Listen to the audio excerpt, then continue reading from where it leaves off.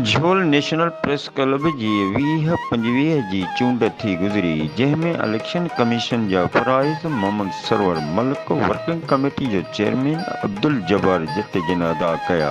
पंहिंजे रिकॉर्ड मुताबिक़ साईं 4 खां 5 खां कोन पियो थिए, साईं जी जेका मेंबरशिप मुअतल सही ठीकु आहे।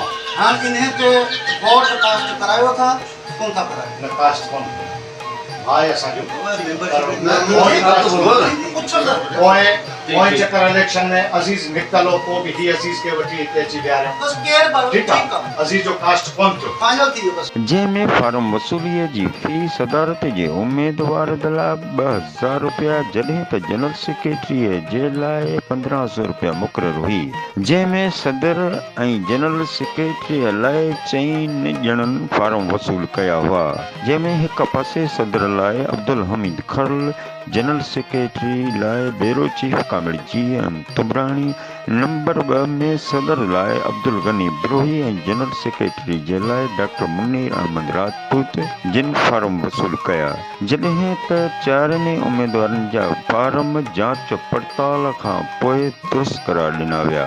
उन खां पोइ वोटिंग जो अमल शुरू कयो वियो, जंहिंमें वोटनि जो कुल तइदाद 16 हुयो, जंहिंमें हिक मेंबर खे वोट कास्ट करणु न ॾिनो वियो छो जो हू 3 महीननि लाइ मुअतल हुयो। वोटनि जो अमल मुकमल थियण खां पोइ ॻणप शुरू कई वई, जंहिंमें अब्दुल हमीद खरल 6 वोट खयां, जॾहिं त अब्दुल गनी ब्रोही 8 वोट खणी सदारत जे लाइ फतह माणे वरिती, जॾहिं त डॉक्टर मुनीर अहमद राजपूत 6 वोट खयां, जॾहिं त जनरल सेक्रेटरीअ जे लाइ कामिल GM तुमराणी 8 वोट खणी कामयाबी माणे वरिती।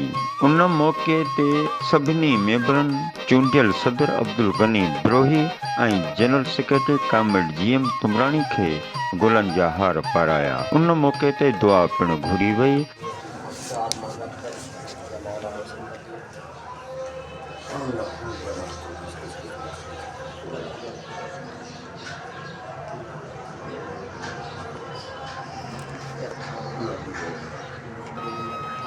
जंहिं बैदि नई बाडीअ जो पिणु ऐलान कयो वियो।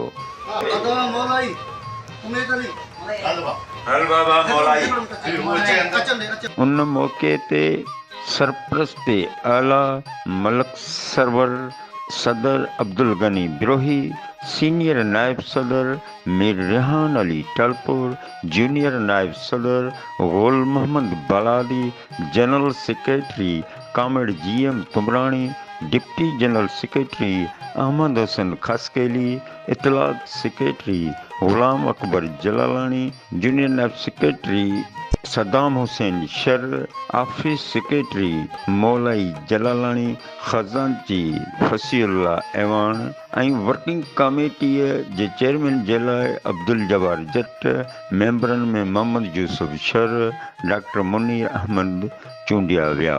उन खां पोइ दुआ पिणु घुरी वई, बाद में मिठाई तक़सीम कई वई। डिस्ट्रिक्ट ब्यूरो चीफ मीडिया कामिल GM तुमराणी।